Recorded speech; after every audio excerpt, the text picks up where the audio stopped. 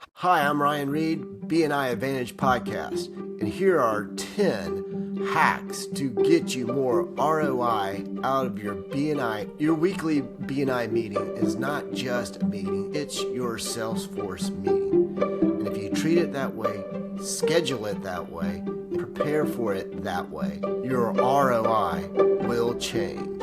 You'll get results much faster than I did for the first 10 years I was in BNI. Number one, your weekly BNI meeting is your Salesforce meeting. Ask yourself this question. If you showed up late, unprepared, and produced little results, and left early, and your company sales meeting was just not really that important, would you keep your sales job with that company? Scheduling. If this is the most important meeting of your week, then schedule it that way. This should be a non-negotiable.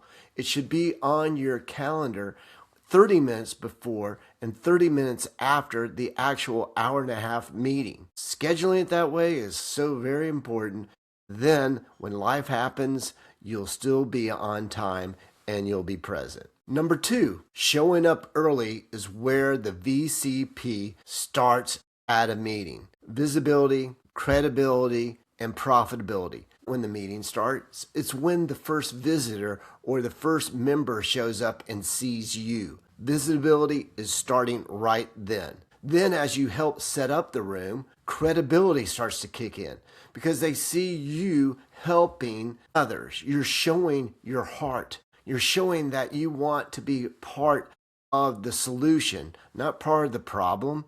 The meeting does not start when the president starts talking. It starts when the first visitor or the first member walks through that door and they see you. It's the giver's gain. It's creating that credibility, the fact that you're in it for the right reasons. You're in it to help others. And that's when profitability will start kicking in. Number three, treat visitors before they feel like visitors. I mean, think about this. Visitors showing up to a meeting that they've never been at before, there's definitely butterflies there. There's definitely an uneasiness. Well, you don't want them to feel that way. You don't want them to feel like, hey, I have no idea what's going to happen. I don't know what kind of commercial I'm supposed to give. I've just been told, this is what I'm supposed to do. So when the visitor first arrives and you're there, you're able to actually meet them at the door and make them feel welcome. Great thing to say to your visitor is, I will arrive early and I'll greet you at the door to introduce you to other members that are in similar industries that are selling to the same people. They would be really good referral partners for you. Is going to make them feel more comfortable. And then actually doing it is the next thing. By scheduling it early, you're now there. And not only are you making your visitors feel welcome, but the other visitors that are showing up are also being welcomed by you. I want you to think about this. Visitors, after they attend a meeting, they're going to forget the vast majority of the commercials that everyone gave. One time, that's just way too much to comprehend. But they will remember who greeted them at the door and made them feel comfortable. That is positive on you. The first person who welcomes them creates instant trust, shakes their hand, brings them in, gets them a coffee, gets them all registered, gets their name tag on. Explain to them how their commercial is going to be, that all the members are going to go first, so that way they can see how it's done, so they're not going to be put on the spot. And then they'll go and they'll have the same amount of time. This is also a really good chance for you to find out what they do. Maybe this visitor's seat is actually filled, so introduce them to the member that has that seat and explain to them not to ask for a referral, but that you're here to know and to figure out how BNI works. And if you like it, we'll find you another chapter to be a part of. Also, there may be a way to make these two coexist. Maybe the member that has the seat could easily have most of their business come from one part and not the other. Like, for instance, let's say you have invited a window cleaner. You have a pressure washer gutter person and they pressure wash, and they can wash the outside of the windows when they pressure wash, but they don't wash interior. Meanwhile, this window washer, who also will do exterior, they primarily do interior windows. This could be a coexistent seat. You just got to get them together and talk. Because if they can see the bigger picture, which is you're going to be now in more houses to refer more business back and forth, then the giver's gain works. Number 4, connect with the 20 percenters. BNI, just like all businesses, the 80-20 rule applies. 80% do 20% of the work, 20% do 80% of the work. Well, guess what? The 20% show up early. Birds of a feather flock together. Get to the meeting early. You're going to be associating with the members that are getting it done. They're the ones that pass the referrals. They're the ones that have good one-to-ones. They're the ones that are going to know more about BNI because they're doing their CEUs, their ongoing education. So they're the ones you want to help increase your VC. Number 5, bring a positive attitude. Positive in, positive out. You are the difference. It's all inside of you. Yes, you can't do everything with just a positive attitude, but you can do everything better than having a negative attitude. This is what really helps your VCP, either direction. You're going to have more credibility and more profitability when you have a positive attitude. And when you have a negative one, who wants that kind of person at their house, at their business, regardless of really what the product is? Your positive attitude will affect your ROI greater than really any other part of your BNI weekly meeting. 6, be specific with your commercial. When you get up and give a commercial, here's something that I have said before on my commercials. We install surveillance cameras. So therefore, we're looking for businesses that need surveillance cameras. When I give that commercial, I don't get referrals. But when I give a commercial like this, we install surveillance cameras, and we're specifically looking this week for property managers at apartments that are getting mattresses left beside their dumpster. So many mattresses that they're thinking more people are spending the night on those mattresses out of the dumpsters than actually inside the apartments. If you're driving by and you see a bunch of mattresses laying all around the dumpster, that's a good referral for me. There's a big difference there.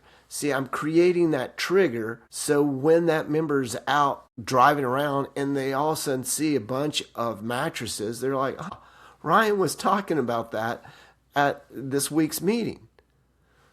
You now have a referral because you put something so specific out there that they could picture it.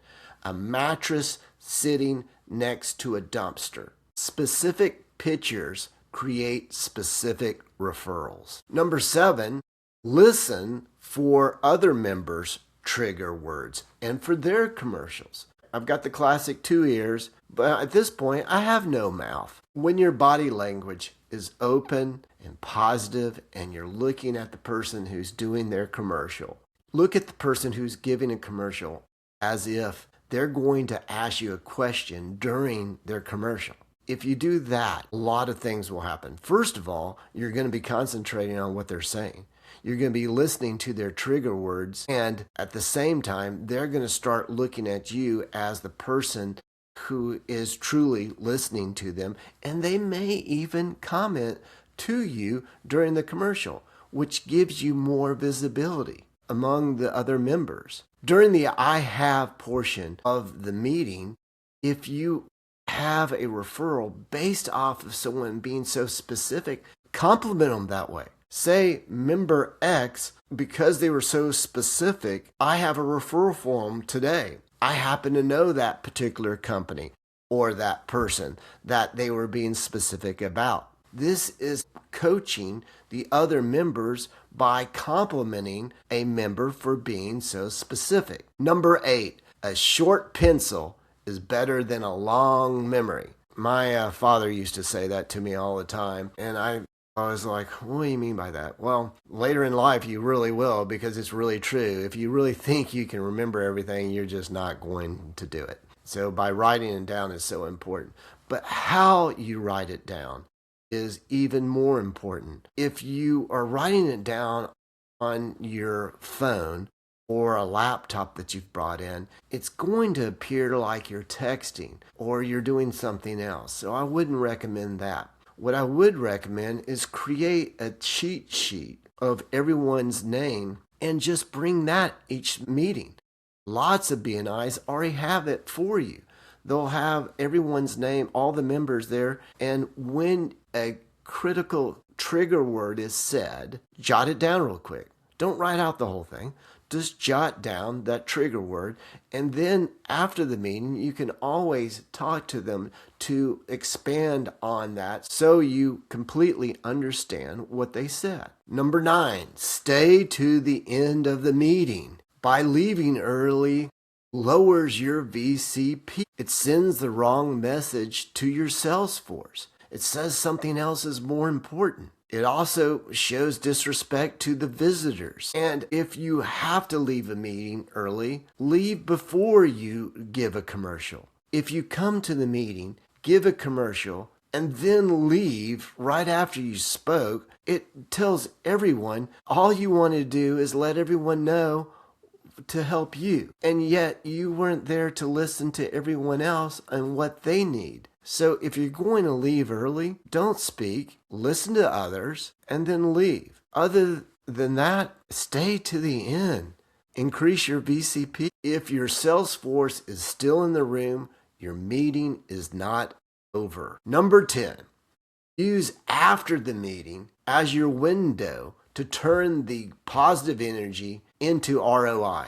This is your opportunity to answer questions to visitors. This is opportunity to go over to members and ask them to explain what they need, the trigger word that they used, what is a good referral for them, just to clarify things. This is also showing that, once again, you're there for the right reasons. You have the right heart. You're there for others. You're able to hear them.